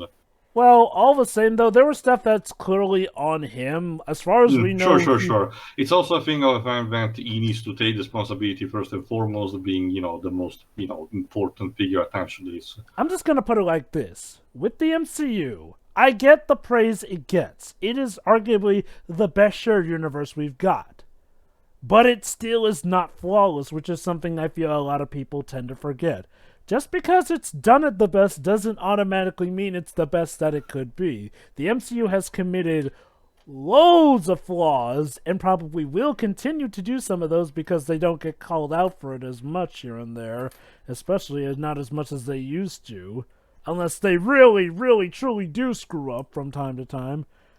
And look, I'm not going to hold it against them, but it does frustrate me when, again, they can do stuff like this and, well, for lack of a better term, get away with it. Now, I'm not, like I said, I don't find this movie terrible, but I was frustrated. I feel like this movie could have been way, way better than it actually was. I feel like more care could have been put in, and I do feel like they could have done better actually getting people to care about the family drama, because when the action's not good enough or the humor wasn't good enough, I felt every minute of the movie, and I feel like even with a theater experience, I've seen a lot of this stuff done better here. Like, it's not just that I've seen this stuff done before, it's just that I've seen it done immensely better, and to see it done so, well, relatively weak here was disappointing to me.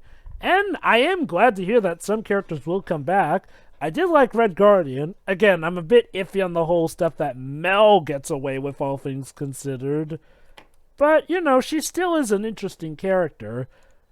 Unfortunately, we're back to, once again, MCU villains not being all that hot stuff. Like, congrats, you got Taskmaster technically right, but unfortunately she doesn't get as much screen time as she could, nor as much backstory that would have helped. Sure, maybe we'll find it out in a later movie, but I feel like this was now the time to give us a better impression of the characters. And like I mentioned, Dreykov is pretty pathetic as a villain. Like, they constantly build him up, yet he's taken down relatively easily. He's an old man. Again, it's more psychological in control. If you remove that, yeah, it's an easy picking. And that's the thing. The psychological control thing is very easily circumvented on Nat's case, where it's just about breaking her nose. And again, it could have been just as easy as standing far away enough and using a projectile on him. No, you see, what he should have done was grab a gun, shoot Nat, he wins. Not only that, again, he says he knew about the whole mask switcheroo from the get-go, so what he should have done was not put Melina where she could have easily have sabotaged things. No, he just wanted to entertain them. He didn't know that, this might actually backfire on me. He was way overconfident. Dude, you are in secret for so many years and got away with so much stuff, you tend to build an ego. So it's just one of those, this is a problem with the movie. No. This is a straight up character flaw on his part. Because he was winning for so long. It's like, he got cocky. Whoops. Yeah. That is nice to know. Again, I do feel like he needed more presence as the villain in that regard. Oh, yeah. As a character, he's whatever. Yeah, like, again, that's just I think the thing that annoys me is, like, well, it feels like it's harkening back to the Phase 1 and Phase 2 problems. Especially Phase 2, where a lot of villains were just these guys in suits or stuff. Generic bad guy, like in Winter Soldier. Granted, Actually, Teo, Yeah. which would you think that you prefer, this or Winter Soldier? Because I know that we all had issues with Winter Soldier when we commentated on it. In terms of a film or the actual character? Both, because okay, one thing I've noticed, I do feel like this movie in a lot of ways was sort of feeling like Winter Soldier to the point where Okay, you wonder this if maybe doesn't this- apply. This doesn't actually have a retcon, about the whole Shield thing. That was the thing that I liked the least about the movie. But as the rest of it, I wasn't particularly turned by it. Remember, I was the one who actually enjoyed it the most out of us. Because I was gonna say, Shield has always been morally gray. This is nothing. Okay, new. not necessarily that, Dej. Again, it was more the fact to me that it was the actual retcon imposed by Shield being actually Hydra, which is something that the comics didn't particularly do it to this extent. But anyway, though, this movie to me as a whole, again, I honestly did not come in wanting to dislike this movie. It's just that I feel like it did not hit the mark of what it could have been. Now, I'm glad about the good stuff that it did give us, but it's not really a movie I'm gonna be in a hurry to rewatch here. I guess if I were to rank it, I consider it mid-tier Phase 1 material at best. Okay, Dej, what about you? Okay, so like Jovah, I do feel like this feels very Phase 1, as in, all right, yes, this is the last hurrah for Scarlett Johansson's character, but it's just planting the seeds for other characters and willing to see where they go next with them. Mm-hmm.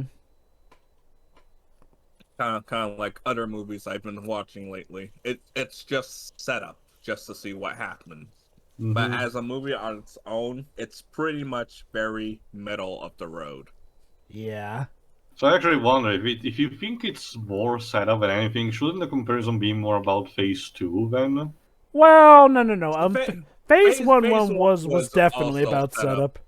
It's just that Phase 2 was the one that was more blatant about All it. right, sorry, I forgot. I kept confusing with Iron Man 2 is Phase 2 when it's Yeah. Phase Oh, 1, yeah. sorry. Iron Man 2 No, is no, Phase I 1. would rather watch this than Iron Man 2. Oh, absolutely agree. Honestly, again, like I said, this also is a good testament that Marvel can actually make a movie about, centered entirely around a female character without being actually obnoxious about it. Yeah, That was the entire point compared to Captain Marvel. True. You know what? And- I will give him And credit for to that. come off as an echo chamber, Hmm? this is a movie Go on. that should have came out back in 2014, 2015.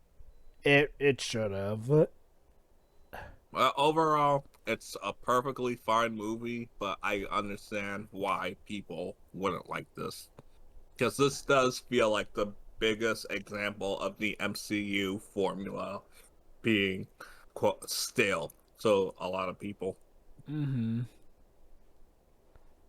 When it comes So, to Phase 4, I want more stuff like Falcon and Winter Soldier than stuff like Black Widow in regards to Yes. how high and above they can go with things. Yes. All right, so that was Black Widow and a consideration of the starting of Phase 4 as a whole, because we actually shortened in that. So tune in, I guess, when we talk about the Loki series, I suppose. Loki and pretty much the TV series Yeah. leading up to it as well, but mainly Loki. Yeah. Let's try not to make that 3 hours. We'll see what happens. Honestly, we Yeah, made good time see. on this one. See Well, ya. again, see you, audience. Yeah.